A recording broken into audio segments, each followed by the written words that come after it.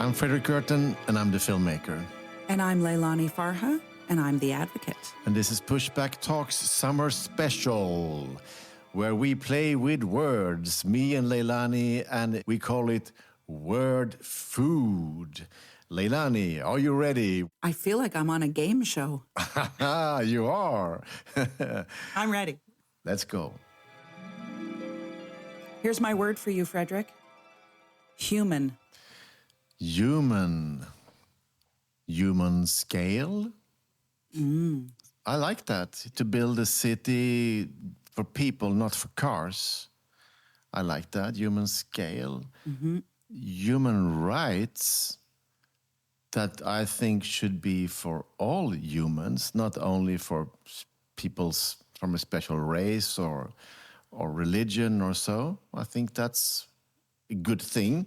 And I think that's a problem we have on the planet. And I think a lot of people are right now understanding that human rights are not for all. I mean, I think that's what happened now in the US with all the protests against ICE.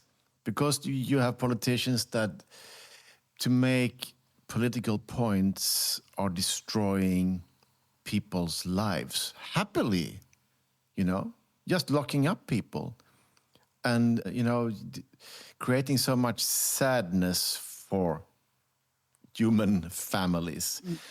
I'm going to stop you there. You said human families, and that's what I was thinking when I came up with the word human, because the Universal Declaration of Human Rights says right at the beginning that we are all part of the human family. And as such, we all have inalienable rights. In other words, rights attached to us because of our being human. And we're all part of one family. Sure doesn't feel like that right now. It seems like some people are part of the human family with rights, and some people are exceptions. Unfortunately. Yeah. I had a coffee this morning and a friend, and we talked about Israel's attack on Iran, and of course then he said we can't repeat the Israeli talking points that the Iranians don't have the right to have weapons. I mean, because the Israelis already have nuclear weapons, so exactly. It's like, is it only dark-skinned people who don't have the right to have guns? It's like it is this balance is coming back and forth all the time, and I think we should keep focused. And I just wrote a little story in a Swedish newspaper about Greta Thunberg, who is a great human.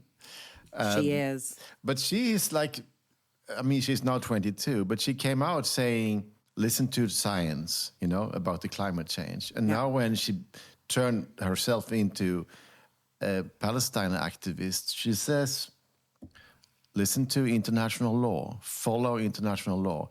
It's very simple messages, and it's very human. So, yes. and that's also language. We talk about language in our podcast. Greta is good with language, to formulate something that we can all, stand behind. Yeah, she's excellent. She's excellent. And she makes this beautiful connection and says, unless we follow international law, we won't have a healthy planet, we won't save the planet, and we won't save Palestinians. And she's just making these connections. Okay. The human family. So I have to turn something back to you then. You do. And then will actually be 3 words in one. Uh-oh. Walk the dog. I do it every morning. You do it every morning, Except when I'm traveling, which I am right now. Then I walk my sister's dog, but not every morning. Walk the dog. That is what I do every morning, except Sundays. No, except Saturdays, excuse me. My dog is Bean, and it is my moment to reflect on the world.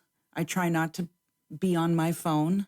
I try to walk in the forest and by the river and connect with the planet and remind myself that the world can be okay. It's very grounding for me. I often look up at the sky and the treetops. Yeah, that's what I do when I walk the dog.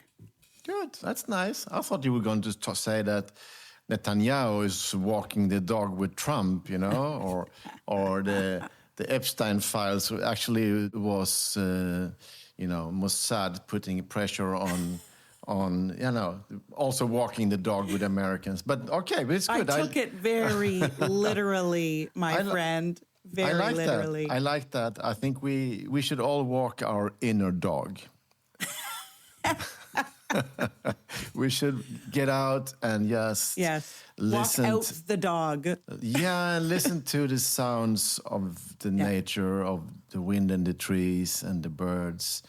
And maybe I am close to the sea, Listen to the waves touching the shore. I think that's important also for an advocate and a filmmaker. Yeah. We also need to just listen to life and to walk our inner dog. Yeah.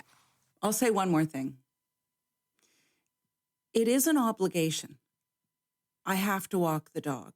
If I don't walk the dog, there will be a mess in the house. And no one else walks the dog in the morning. So it is an obligation. And so I made it sound a little healthier or something. There's always two sides to something. I mean, I often resent it's minus 20 in the winter and I have to walk the dog. So there is that side to it. But no matter what, even though it can be an obligation, once I'm out the door and I'm down the path, it always feels great. But that's like fighting back, Fighting back is something you have to do. And when you do it, you feel better. That's right. We push back, Leilani. And that's why we do this podcast. So if you like our podcast, you have to let us know. Please send us comments, rate us. I think that helps promote the podcast. And tell your friends about us. We need more listeners. And we need a little bit of love, too. Love can come in the form of money. If you want to give us a little money every month, you can go to patreon.com, look for Pushback Talks. Every euro, every pound, every dollar buys Fredrik a cortado. No, it helps us produce the podcast. Otherwise, that's great. We do it for free. See you soon. Bye. See you next week. 2 more words. 2 more words. Bye. Pushback Talks is produced by WG Film. To support the podcast, become a patron by going to patreon.com/pushbacktalks. Follow us on social media at make_the_shift and push_the_film.